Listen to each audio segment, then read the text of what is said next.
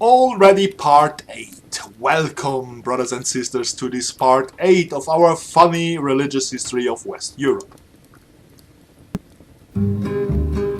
Dominique et Nique s'en allaient tout simplement, routier, pauvre et chantant.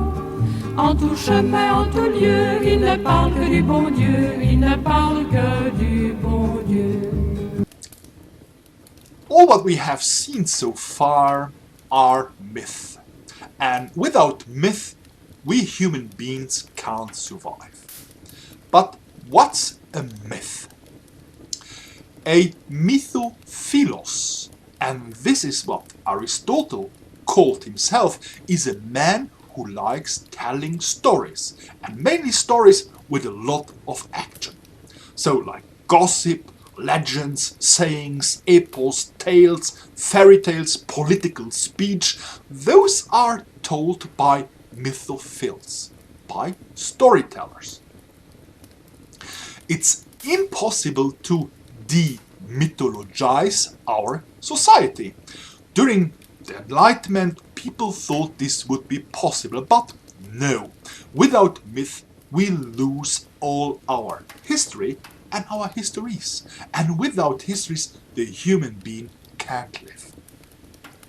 We are all, since our birth, involved in history. The more gods we had, so also the more histories we had. Our paradise was like a TV serial, a big choice of many characters, and all these characters were interacting with each other. Monotheism, this is like one of those same TV serials, but played by only one single character. Isn't this an ugly, boring idea? Watching a daily soap in 300 episodes with only one actor repeating time after time after time the same thing. Wouldn't this make you aggressive also? We need and we must allow to have many histories. If you consecrate yourself to only one history and you hold only this one and only this single history as the ultimate one, this is fundamentalism. See, in polytheism we hadn't had any religious war.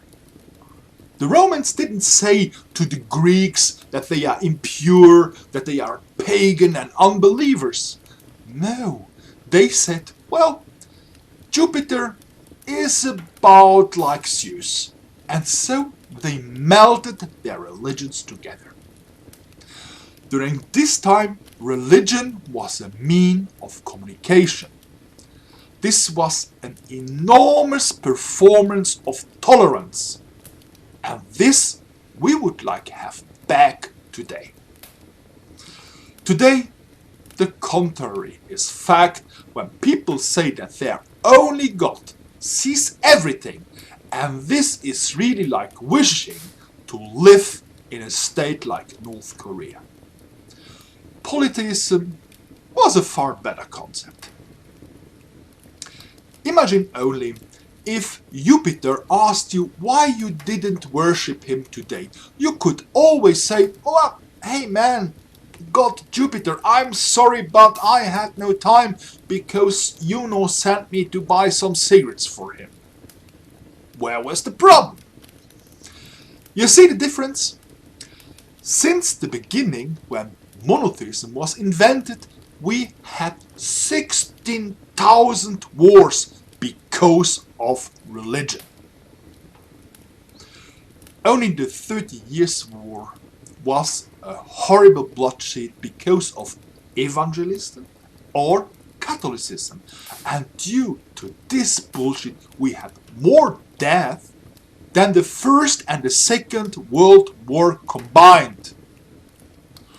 Monotheism is the worst whatever happened to humanity. Nothing has ever wasted so many human lives than this rubbish. The experiment of monotheism was once made by the old Egyptians, by Echnaton. But when Echnaton died, the Egyptians went fast back to their polytheism and said, "We don't want such a rubbish." They abolished directly this harmful idea because they knew it's far better to have more action in the world of their gods. And it creates a lot of jobs because every single of these gods has his own clergy. In part 9 we will see how some fools came back to this old idea of monotheism.